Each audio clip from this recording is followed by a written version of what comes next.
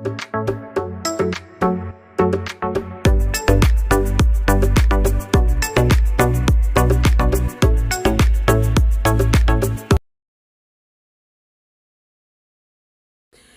Study Nifty മലയാളത്തിന്റെ daily market ന്യൂസിലേക്ക് സ്വാഗതം. ഇന്ന് ജനുവരി 10 ബുധനാഴ്ചയാണ്.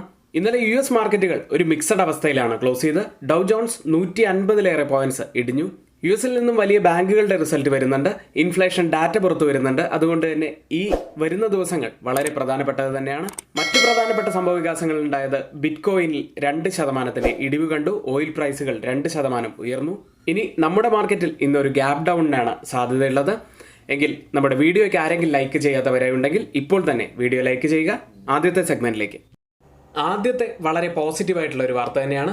ഗോൾഡ്മാൻ സാച്ചസ് നിഫ്റ്റിയുടെ ടാർഗറ്റ് 2024 ഉയർത്തിയിരിക്കുന്നു. ആ വാർത്തയിലേക്കാണ്. ഗോൾഡ്മാൻ സാച്ചസ് നിഫ്റ്റിയുടെ ടാർഗറ്റ് 2024 അവസാനത്തോടെ 23,500 ഉയർത്തി. US ഫെഡറൽ റിസർവിന്റെ നിലപാടുകളും അതിവേഗ നിരക്ക് കുറയ്ക്കുന്ന സാധ്യതയും ഉൾപ്പെടെ കൂടുതൽ അനുകൂലമായ ആഗോള മാക്രോ പശ്ചാത്തലമാണ് ഈ മാറ്റത്തിന് ഇപ്പോൾ കാരണമായിരിക്കുന്നത്. ഗ്ലോബൽ ഔട്ട്ലുക്ക് വളരെ പോസിറ്റീവ് തന്നെയാണ്. അതുപോലെ തന്നെ ആഭ്യന്തര ഘടകങ്ങൾ പരിശോധിച്ചു കഴിഞ്ഞാൽ ശക്തമായ GDP വളർച്ചയും റിസർവ് ബാങ്ക് ഓഫ് ഇന്ത്യയുടെ പ്രതീക്ഷിക്കുന്ന റേറ്റ് കട്ടും ഉൾപ്പെടെ ശക്തമായ ആഭ്യന്തര ഘടകങ്ങൾ പോസിറ്റീവ് വീക്ഷണത്തിന് കൂടുതൽ ആക്കം കൂട്ടുന്നു. ഇനിയൊരു ആശങ്കയായി പറയാൻ കഴിയുന്നത് ഉയർന്ന PE വാല്യുവേഷനാണ്. ചില നിക്ഷേപകർ ഒരു ആശങ്കയായി അതിനെ കാണുന്നു. എന്നാൽ മെച്ചപ്പെട്ട മാക്രോ എൻവയോൺമെന്റ് ഉയർന്ന ടാർഗറ്റ് ന്യായീകരിക്കുന്നു എന്ന് ഗോൾഡ്മാൻ സാച്ചസ് വാദിക്കുന്നു. എന്തായാലും വളരെ പോസിറ്റീവായി കാണാൻ കഴിയുന്ന ഒരു റിപ്പോർട്ട് തന്നെയാണ്. മറ്റൊരു വാർത്തയിലേക്ക്. Q3 ബാങ്കുകളുടെ നെറ്റ് പ്രോഫിറ്റ് 16.7% വർദ്ധിക്കും എന്നൊരു വാർത്തയിലേക്കാണ്. ഉയർന്ന ക്രെഡിറ്റ് ഓഫ് ടേക്കും കുറഞ്ഞ ക്രെഡിറ്റ് ചെലവും കാരണം മൊത്തത്തിലുള്ള അറ്റാദായം പ്രതിവർഷം 16.7% വളരുമെന്ന് പ്രതീക്ഷിക്കുന്നു. എന്നിരുന്നാലും ബ്ലൂംബർഗിന്റെ കണക്കുകൾ പ്രകാരം 2023 സെപ്റ്റംബറിൽ അവസാനിച്ച Q2 അപേക്ഷിച്ച് അറ്റാദായത്തിൽ 2.4% കുറവുണ്ടാകും എന്ന് പറയുന്നു. എന്നിരുന്നാലും സ്വകാര്യ പൊതുമേഖലാ ബാങ്കുകളുടെ അറ്റാദായത്തിൽ തുടർച്ചയായ ഒരു ഇടിവാണ് പ്രതീക്ഷിക്കുന്നത്. ബാങ്കുകളുടെ പ്രധാന വരുമാന സ്രോതസ്സായ NII നെറ്റ് ഇൻട്രസ്റ്റ് ഇൻകത്തിൽ ഇയർ ഓൺ ഇയറിൽ 11.2% വർധനവ് കാണും എന്നും ഈ റിപ്പോർട്ടിൽ പറയുന്നു. ഇനി കാസ ഡെപ്പോസിറ്റുകളിൽ ഒരു ഇടിവാണ് കാണുന്നത്. ഉപഭോക്താക്കൾക്ക് ഉയർന്ന ആദായം നൽകുന്ന ടേം ഡെപ്പോസിറ്റുകളിലേക്ക് ആളുകൾ മാറുന്നതുകൊണ്ട് തന്നെ കാസ ഡെപ്പോസിറ്റിൽ ഒരു ഇടിവാണ് കാണുന്നത്. മൊത്തത്തിൽ ബാങ്കിംഗ് മേഖലയിലെ ലാഭത്തിലും വരുമാനത്തിലും ഇയർ ഓൺ ഇയറിൽ വളർച്ച പോസിറ്റീവായി തന്നെ നമുക്ക് കാണാം. ടേം ഡെപ്പോസിറ്റിലെ നിരക്കുകൾ വരും പാദത്തിൽ NIMകളെ കൂടുതൽ സമ്മർദ്ദത്തിലാക്കാനും സാധ്യതയുണ്ട്. മറ്റൊരു വാർത്തയുള്ളത് 2024 തുടർച്ചയായ 3ാം വർഷവും വളർച്ച കുറയുമെന്ന് ലോകബാങ്ക് അറിയിച്ചിരിക്കുന്നു. ആ വാർത്തയിലേക്ക്. ആഗോള സമ്പദ് വ്യവസ്ഥ പാൻഡമിക്കിന് ശേഷം മോശം പ്രകടനമാണെന്ന് വേൾഡ് ബാങ്ക് പറയുന്നു. 2024 തുടർച്ചയായ 3ാം വർഷവും ആഗോള സമ്പദ് വ്യവസ്ഥ മന്ദഗതിയിലാണ്. 2024 2.4% വളർച്ചയായി കുറയും. 2023 അത് 2.6% കൂടാതെ പാൻഡമിക്കിന് മുമ്പുള്ള ശരാശരി കണക്ക് നോക്കിയാൽ 3.1% അവിടെ നിന്നാണ് ഇപ്പോൾ 2.4% 2024 എത്തിയിരിക്കുന്നത്. ഇന്ത്യയുടെ കാര്യം വേൾഡ് ബാങ്ക് പറയുന്നത് 2024 ഫിനാൻഷ്യൽ ഇയറിൽ 6.3%, ഫിനാൻഷ്യൽ ഇയർ 2025 6.4% ആയിരിക്കും എന്നാണ്. ഇന്ത്യയുടെ വളർച്ചയിലും വേഗത കുറയുന്നു എന്നാണ് ഈ ഒരു കണക്ക് പറഞ്ഞു തരുന്നത്. പ്രധാനപ്പെട്ട വാർത്തകളാണ് ഇവിടെ ഷെയർ ചെയ്ത്. അടുത്തത് നിഫ്റ്റിയിലേക്കും ബാങ്ക് നിഫ്റ്റിയിലേക്കുമാണ്. നമ്മുടെ ചാനൽ ആരെങ്കിലും സബ്സ്ക്രൈബ് ചെയ്യാത്തവരായി ഉണ്ടെങ്കിൽ ചാനൽ ഒന്ന് സബ്സ്ക്രൈബ് ചെയ്ത് ആ ബെല്ലൈക്കൺ കൂടി എനേബിൾ ചെയ്യാൻ റിക്വസ്റ്റ് ചെയ്യുന്നു. മാത്രമല്ല നമ്മുടെ വീഡിയോയ്ക്ക് ലൈക്ക് ചെയ്യാതിരിക്കരുത്, ഇപ്പോൾ തന്നെ ലൈക്ക് ചെയ്യുക. നിഫ്റ്റി 21,544 0.15% ഉയർന്നാണ് ക്ലോസ് ചെയ്യുന്നത്. ഒരു എക്സ്ട്രീം വോളറ്റൈൽ സെഷനായിരുന്നു ഇന്നലെ നമുക്ക് കാണാൻ കഴിഞ്ഞത്. ഫസ്റ്റ് ഹാഫിൽ നിഫ്റ്റി ഉയരുകയുണ്ടായി, എന്നാൽ സെക്കൻഡ് ഹാഫിൽ നിഫ്റ്റി ഇടിയുകയാണ് ചെയ്തത്. കഴിഞ്ഞ 10 ദിവസമായി നിഫ്റ്റിയുള്ള റേഞ്ച് 21,850 21,500 എന്ന റേഞ്ചിനും ഇടയിലാണ്. 20-ഡേ മൂവിംഗ് ആവറേജ് ഉള്ളത് 21,450 ആ റേഞ്ച് പ്രത്യേകം ശ്രദ്ധിക്കുക. നിഫ്റ്റിയെ സംബന്ധിച്ച് 21,725 മുതൽ 750 വരെ ഒരു ക്രൂഷ്യൽ ആയിട്ടുള്ള ലെവലാണ്. ഈ ലെവലിന് താഴെയാണെങ്കിൽ ഒരു വീക്ക്നെസ് തന്നെയാണ് കാണാൻ കഴിയുന്നത്. ഡൗൺ സൈഡിൽ 21,500 ഒരു ക്രൂഷ്യൽ ആയിട്ടുള്ള സോണാവാൻ സാധ്യതയുണ്ട്. അപ്പ് സൈഡിൽ 21,700 മുതൽ 21,750 വരെ നല്ല സെല്ലിംഗ് പ്രഷറുള്ള ഒരു സോൺ തന്നെയായിട്ടാണ് കാണാൻ കഴിയുന്നത്. നിഫ്റ്റിയിൽ ഫോമായ ഡേ ക്യാൻഡിൽ ഒരു ഇൻസൈഡ് ബാർ ക്യാൻഡിലാണ്. ഒരു ഇൻഡിസിഷനാണ് ഈ ക്യാൻഡിൽ സൂചിപ്പിക്കുന്നത്. മാക്സിമം ഓപ്പൺ ഇൻട്രസ്റ്റ് വരുന്ന കോൾ സൈഡിലെയും പുട്ട് സൈഡിലെയും സ്ട്രൈക്കുകൾ നോക്കാം. ആദ്യം കോൾ സൈഡിൽ 21,700 ഏറ്റവും കൂടുതൽ ഓപ്പൺ ഇൻട്രസ്റ്റ് റൈറ്റ് ചെയ്തിരിക്കുന്നത്. അതിനുശേഷം 21,800 അതിനുശേഷം 21,600 പുട്ട് സൈഡിൽ 21,000 ഏറ്റവും കൂടുതൽ ഓപ്പൺ ഇൻട്രസ്റ്റ് ഉള്ളത്. അതിനുശേഷം 21,500 സ്ട്രൈക്കിലും അതിനുശേഷം 21,400 സ്ട്രൈക്കിലുമാണ്. ഓപ്പൺ ഇൻട്രസ്റ്റ് പ്രകാരം 21,600 മുതൽ 21,700 വരെ ഒരു റെസിസ്റ്റൻസ് ആവാനുള്ള സാധ്യതയും. സപ്പോർട്ടിന് സാധ്യതയുള്ള സോണായി കാണുന്നത് 21,400 മുതൽ 21,500 വരെയുമാണ്. ചേഞ്ച് ഇൻ ഓപ്പൺ ഇൻട്രസ്റ്റ് പ്രകാരം കോൾ സൈഡിലും പുട്ട് സൈഡിലും വന്ന വ്യത്യാസങ്ങൾ പരിശോധിക്കാം. ആദ്യം ATM സ്ട്രൈക്കായി 21,550 61% വർധനമാണ് കാണുന്നത്. ഒരു ലോങ് ബിൽഡപ്പാണ് ആ സ്ട്രൈക്കിലുള്ളത്. കോൾ സൈഡിലേക്ക് വന്നാൽ 30% വർധനവ് കാണാം. ഒരു ഷോർട്ട് ബിൽഡപ്പാണ് ആ സ്ട്രൈക്കിലുള്ളത്. 21,500 സ്ട്രൈക്കിൽ 47% വർധനവുണ്ട്. പുട്ട് സൈഡിൽ ഒരു ലോങ് ബിൽഡപ്പ് തന്നെയാണ് ആ സ്ട്രൈക്കിലും കാണുന്നത്. കോൾ സൈഡിലേക്ക് വന്നാൽ 3% മാത്രം വർധനമാണുള്ളത്. ഒരു ഷോർട്ട് ബിൽഡപ്പ് തന്നെയാണ് ആ സ്ട്രൈക്കിലും ഉള്ളത്. 21,600 സ്ട്രൈക്കിൽ 2% വർധനമാണ് കോൾ സൈഡിലുള്ളതെങ്കിൽ പുട്ട് സൈഡിൽ 44% വർധനമുണ്ട്. കുറച്ച് കൂടുതൽ സ്ട്രോങ് ആയി പുട്ട് സൈഡ് തന്നെയാണ് നമുക്ക് കാണാൻ കഴിയുന്നത്. ബാങ്ക് നിഫ്റ്റിയിലേക്ക് 47,242.44% ഇടിഞ്ഞാണ് ബാങ്ക് നിഫ്റ്റി ക്ലോസ് ചെയ്യുന്നത്. ഇമീഡിയറ്റ് സപ്പോർട്ട് ആവാൻ സാധ്യതയുള്ളത് 47,000 മുതൽ 46,900 ലെവലാണ്. അപ്സൈഡിൽ 48,000 ഒരു ക്രൂഷ്യൽ സോൺ ആവാനുള്ള സാധ്യതയുമുണ്ട്. നിഫ്റ്റിയുടെ ഓപ്പൺ ഇൻട്രസ്റ്റ് ഡാറ്റയിലേക്ക് വന്നാൽ കോൾ സൈഡിലും പുട്ട് സൈഡിലും മാക്സിമം ഓപ്പൺ ഇൻട്രസ്റ്റ് രേഖപ്പെടുത്തിയ സ്ട്രൈക്കുകൾ നോക്കാം. ആദ്യം 48,000 കോൾ സൈഡിൽ ഏറ്റവും കൂടുതൽ ഓപ്പൺ ഇൻട്രസ്റ്റ് ഉള്ളത്. അതിനുശേഷം 49,000 അതിനുശേഷം 48,500 പുട്ട് സൈഡിലേക്ക് വന്നാൽ 46,000 ഏറ്റവും കൂടുതൽ ഓപ്പൺ ഇൻട്രസ്റ്റ് ഉള്ളത്. അതിനുശേഷം 47,000 അതിനുശേഷം 46,500 ഓപ്പൺ ഇൻട്രസ്റ്റ് പ്രകാരം റെസിസ്റ്റൻസ് ആവാൻ സാധ്യതയുള്ളത് 48,000 സപ്പോർട്ട് ആവാൻ സാധ്യതയുള്ളത് 46,500 ഇന്ത്യ വിക്സിലേക്ക് വലിയൊരു വോളറ്റൈൽ സെഷന് ശേഷം ഇന്ത്യ വിക്സ് ക്ലോസ് ചെയ്യുന്നത് 1.49% ഇടിവിലായിരുന്നു. അടുത്ത സെഗ്മെന്റിലേക്ക് ഇന്നത്തെ പ്രധാനപ്പെട്ട സ്റ്റോക്ക് ന്യൂസുകളിലേക്ക് കടക്കാം. ആദ്യം വേദാന്ത. മൂഡീസ് എന്ന റേറ്റിംഗ് ഏജൻസി വേദാന്തയെ ഡൗൺഗ്രേഡ് ചെയ്തിരിക്കുന്നു. നെഗറ്റീവ് ഔട്ട്ലുക്കിലേക്കാണ് മാറ്റിയിരിക്കുന്നത്.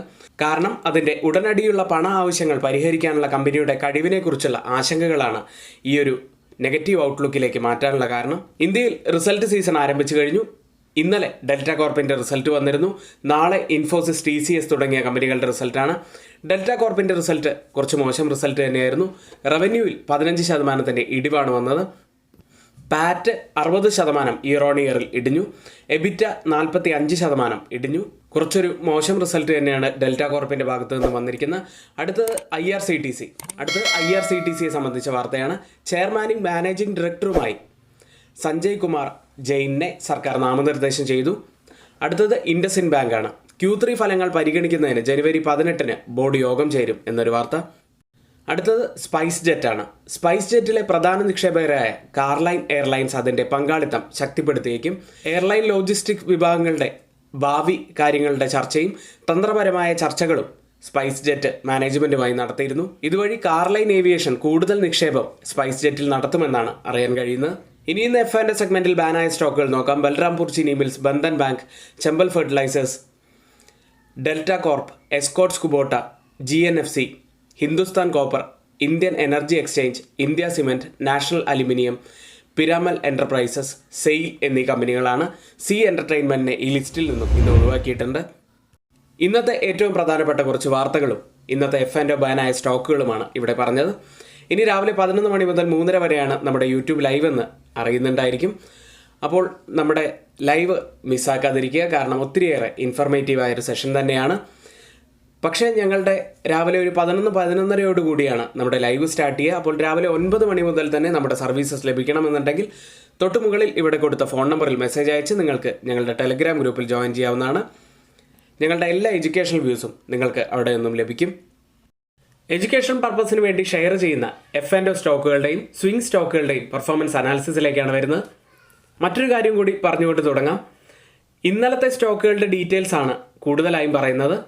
അതുകൊണ്ട് തന്നെ ഇന്നലെ ഹോൾഡിങ്ങിലുള്ള സ്റ്റോക്കുകളായിരിക്കും ഇവിടെ പറയുന്നത്. മറ്റ് സ്റ്റോക്കുകളും ഹോൾഡിങ്ങിലുണ്ട്, പക്ഷേ അതിവിടെ എടുത്തു പറയുന്നില്ല. എന്നാൽ നമ്മൾ എക്സിറ്റ് ചെയ്ത സ്റ്റോക്കുകൾ കൃത്യമായി തന്നെ ഇവിടെ പറയുകയും ചെയ്യും. ഇന്നലെ അത്തരത്തിലൊരു കമൻറ്റ് കണ്ടത് കാരണമാണ് ആദ്യം തന്നെ ഇത് പറഞ്ഞത്. ആദ്യം നമുക്ക് സ്വിംഗ് സെഗ്മെന്റിലേക്ക് പോകാം. IRB എൻട്രി എടുക്കുന്നത് 42.35 എന്ന നിലയിൽ ഡിസംബർ 18 47.25 വരെയാണ് സ്റ്റോക്ക് അപ്പായത്. ടാർഗറ്റിന് മുകളിൽ വലിയ പ്രോഫിറ്റിലേക്ക് പോയി. ടാർഗറ്റായി ഫിക്സ് ചെയ്തിരുന്നത് 45 ആയിരുന്നു. ഏകദേശം 11% മുകളിൽ പ്രോഫിറ്റായി നമുക്ക് ഈ സ്റ്റോക്കിൽ ലഭിച്ചു. മറ്റൊരു സ്റ്റോക്ക് അലോക് ഇൻഡസ്ട്രീസ് ആണ്. വെറും 4 ദിവസമാണ് നമ്മൾ ഈ സ്റ്റോക്ക് ഹോൾഡ് ചെയ്യാൻ തുടങ്ങിയിട്ട് ആയിട്ടുള്ളൂ. എൻട്രി എടുക്കുന്ന 29.2 എന്ന നിലയിൽ കഴിഞ്ഞ 2 ദിവസം മുൻപ് തന്നെ നമുക്ക് ടാർഗറ്റ് ഇതിൽ ഹിറ്റ് ചെയ്തിരുന്നായിരുന്നു. 39 എന്ന നില വരെയാണ് ഇന്നലെ സ്റ്റോക്ക് അപ്പായത്. ഏകദേശം 33% 4 ദിവസം കൊണ്ട് നമുക്ക് പ്രോഫിറ്റായി ലഭിച്ചു. ഇന്നലെ ഇത്തരത്തിലുള്ള വലിയ വൊളറ്റാലിറ്റിക്കിടയിലും നല്ല പ്രോഫിറ്റിലേക്ക് പോയ മറ്റൊരു സ്റ്റോക്ക് ഈസി മൈ ട്രിപ്പാണ്. 43.8 എന്ന നിലയിൽ എൻട്രി എടുത്ത സ്റ്റോക്ക് ഇന്നലെ ഹൈ ആയത് 46.5 വരെയാണ്. ഏകദേശം 6% മുകളിലാണ് പ്രോഫിറ്റായി നമുക്ക് ലഭിച്ചത്. ജനുവരി 8 നമ്മൾ എൻട്രി എടുത്തത്. ഇപ്പോൾ ഹോൾഡിങ്ങിലുള്ള F&O സ്റ്റോക്കുകളിലേക്ക് കൂടി പോവാം. ബെല്ല് 185 CE ആയിരുന്നു പറഞ്ഞത്. എൻട്രി എടുക്കുന്നത് 186.25 എന്ന നിലയിൽ. അടുത്തത് L&T 3550 CE ആയിരുന്നു പറഞ്ഞത്. എൻട്രി എടുക്കുന്നത് 3590. അടുത്തത് മാരുതി 10,000 CE ആയിരുന്നു. 10,010 എന്ന നിലയിലാണ് സ്റ്റോക്കിൽ എൻട്രി എടുത്തത്. അടുത്തത് DLF 790 CE ആയിരുന്നു പറഞ്ഞത്. 791.4 എന്ന നിലയിലാണ് എൻട്രി എടുക്കുന്നത്. അപ്പോൾ നമ്മുടെ ഗ്രൂപ്പിൽ ആർക്കെങ്കിലും ജോയിൻ ചെയ്യാൻ താല്പര്യമുണ്ടെങ്കിൽ തൊട്ട് മുകളിൽ ഇവിടെ കൊടുത്ത വാട്സപ്പ് നമ്പറിൽ നിങ്ങൾക്ക് മെസ്സേജ് അയച്ച് ഗ്രൂപ്പിൽ ജോയിൻ ചെയ്യാവുന്നതാണ്. FIDA ആക്ടിവിറ്റിയിലേക്കാണ് ഗ്ലോബൽ മാർക്കറ്റ് സെഗ്മെൻറ്റിൽ ആദ്യം പോകുന്നത്. ഇവിടെ FIIs ഇന്നലെ 990 കോടി രൂപയ്ക്കാണ് സെല്ല് ചെയ്ത്. DIs ആവട്ടെ 104 കോടി രൂപയ്ക്ക് ബൈ ചെയ്തു. US മാർക്കറ്റുകൾ ഇന്നലെ ക്ലോസ് ചെയ്ത US മാർക്കറ്റുകൾ നാസ്ഡാക്ക് ചെറിയ പോസിറ്റിവിറ്റിയിലാണ് ക്ലോസ് ചെയ്ത് 0.09%. ഡൗ ജോൺസ് 0.42% ഇടിഞ്ഞാണ് ക്ലോസ് ചെയ്ത്. S&P 500 0.15% ഇടിഞ്ഞും ക്ലോസ് ചെയ്തു. ഇപ്പോഴത്തെ US മാർക്കറ്റിലെ ഒരു കൺസോൾട്ടേഷന് എന്താണ് കാരണങ്ങൾ എന്ന് നമുക്ക് നോക്കാം. US 10-year ട്രഷറി ബോണ്ട് ഈൽഡുകൾ 4% ഉയർന്നു കഴിഞ്ഞു. ആ കാര്യം നമ്മൾ ഇന്നലെയും പറഞ്ഞതാണ്.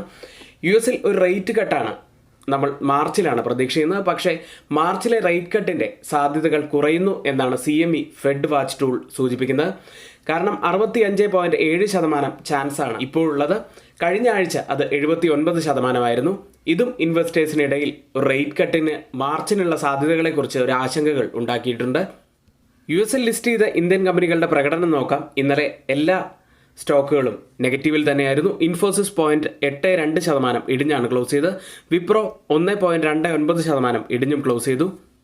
ബാങ്കിംഗ് സൈഡിൽ HDFC ബാങ്ക് 1.67% ഇടിഞ്ഞപ്പോൾ ICICI ബാങ്ക് 1.47% ഇടിഞ്ഞത്. ഇനി ഈ ആഴ്ച JP മോർഗൻ അടക്കമുള്ള ബാങ്കുകളുടെ റിസൾട്ടുകൾ കൂടി വരുന്നുണ്ട്. കൂടാതെ CPI ഇൻഫ്ലേഷൻ, PPI ഡാറ്റ എന്നിവയൊക്കെ വരുന്നുണ്ട്. പ്രധാനപ്പെട്ട ഒരാഴ്ച തന്നെയാണ്. ഇനിയിപ്പോൾ ട്രേഡ് ചെയ്യുന്ന US മാർക്കറ്റിൻ്റെ ഫ്യൂച്ചേഴ്സ് നാസ്ഡാക്ക് ഒരു ഫ്ലാറ്റായ അവസ്ഥയിലാണ്. S&P 500 0.05% ഇടിവിലും ഡൗ ജോൺസ് 0.07% ഇടിവിലുമാണ് ഇപ്പോൾ ട്രേഡ് ചെയ്യുന്നത്. യൂറോപ്യൻ മാർക്കറ്റുകൾ ക്ലോസ് ചെയ്ത യൂറോപ്യൻ മാർക്കറ്റുകളിൽ UK മാർക്കറ്റ് FTSE 0.13% ഇടിവിലും ഫ്രാൻസ് മാർക്കറ്റ് CAC 0.32% ഇടിവിലും ജർമ്മൻ മാർക്കറ്റ് ഡാക്സ് 0.17% ഇടിവിലുമാണ് ക്ലോസ് ചെയ്ത്. സ്റ്റോക്ക് 600 0.17% ഇടിഞ്ഞു. മൈനിങ് സ്റ്റോക്കുകളിൽ അവിടെ ഇന്നലെ 1.35% ഇടിവ് കണ്ടു. ഹെൽത്ത് കെയർ സെക്ടറാണ് അവിടെ ഉയർന്നത്. 0.69% ഉയർന്നും ക്ലോസ് ചെയ്തു. ഇപ്പോൾ ട്രേഡ് ചെയ്യുന്ന യൂറോപ്യൻ മാർക്കറ്റിൻ്റെ ഫ്യൂച്ചേഴ്സ് ഡാക്സ് 0.02% ഉയർന്നാണ് ട്രേഡ് ചെയ്യുന്നത്. CAC 0.04% ഉയർന്നും FTSE 0.05% ഉയർന്നുമാണ് ട്രേഡ് ചെയ്യുന്നത്. ഏഷ്യൻ മാർക്കറ്റുകൾ പുറത്തു വരാനിരിക്കുന്ന ഓസ്ട്രേലിയയിൽ നിന്നുള്ള ഇൻഫ്ലേഷൻ ഡാറ്റ പ്രധാനപ്പെട്ടതാണ്. കൊറിയൻ മാർക്കറ്റ് കോസ്പിയിൽ നിന്നും അൺഎംപ്ലോയ്മെൻറ്റ് റേറ്റ് പുറത്തു വന്നു. 23 മാസത്തെ ഏറ്റവും ഉയർന്ന ഡാറ്റ ആയിട്ടാണ് പുറത്തു വന്നത്. ഇപ്പോൾ കോസ്പി മാർക്കറ്റ് ഇടിവിലാണ്. മറ്റ് ഏഷ്യൻ മാർക്കറ്റുകളിലേക്ക് വന്നാൽ ആദ്യം ഗിഫ്റ്റ് നിഫ്റ്റി ഇപ്പോൾ ഉള്ളത് 21,581.50 എന്ന നിലയിലാണ്. 44 പോയിന്റ്സ് ഡൗൺ സൈഡിലാണ് ഇപ്പോൾ ട്രേഡ് ചെയ്യുന്നത്. ഇപ്പോൾ സമയം 7 മണിയാണ്. ഈ നില വെച്ച് നിഫ്റ്റിയിൽ ഇന്നൊരു ഓപ്പണിങ്ങിന് സാധ്യതയുള്ളത് ഏകദേശം 40 മുതൽ 50 പോയിന്റ്സിൻ്റെ ഒരു ഗ്യാപ് ഡൗൺ ആണ്. ജപ്പാൻ മാർക്കറ്റ് ഇപ്പോൾ പോസിറ്റീവിലാണ്. 1.51% ഉയർന്നാണ് ഇപ്പോൾ ട്രേഡ് ചെയ്യുന്നത്. കോസ്പി മാർക്കറ്റ് 0.46% ഇടിവിലും തായ്വാൻ മാർക്കറ്റും 0.46% ഇടിവിൽ തന്നെയാണ്. സിംഗപ്പൂർ മാർക്കറ്റ് 0.64% ഇടിവിലുമാണ് ഇപ്പോൾ ട്രേഡ് ചെയ്യുന്നത്. ഓയിൽ പ്രൈസുകൾ തിങ്കളാഴ്ചത്തെ ഇടിവിന് ശേഷം ചൊവ്വാഴ്ച 2% ഓയിൽ പ്രൈസുകൾ ഉയർന്നത്. മിഡിൽ ഈസ്റ്റിലെ ടെൻഷനുകളും ഡിമാൻഡും സപ്ലൈ പ്രശ്നങ്ങളുമാണ് വില ഉയരാൻ കാരണമായത്. ബ്രണ്ട് ഇപ്പോൾ ഉള്ളത് $77.90 പെർ ബാരൽ എന്ന നിലയിലാണ്. 0.49% നേട്ടത്തിലാണ് ഇപ്പോൾ ട്രേഡ് ചെയ്യുന്നത്. WTI ഉള്ളത് $72.58 പെർ ബാരൽ എന്ന നിലയിൽ 0.47% ഉയർന്നാണ് ഇപ്പോൾ ട്രേഡ് ചെയ്യുന്നത്. ഇന്നത്തെ ഏറ്റവും പ്രധാനപ്പെട്ട വാർത്തകളും ബാക്കിയുള്ളതെല്ലാം വ്യൂസുമാണ്. അതുകൊണ്ട് തന്നെ ഒരിക്കലും ആരും തന്നെ ഇതൊന്നും ഒരു റെക്കമെൻഡേഷനായിട്ട് എടുക്കരുത്. നിങ്ങളുടെ സ്വന്തം അനാലിസിസിന് ശേഷം മാത്രം ട്രേഡ് എടുക്കുക. എങ്കിൽ ഇന്നത്തെ വീഡിയോ ഇവിടെ പൂർത്തിയാവുന്നു. നന്ദി.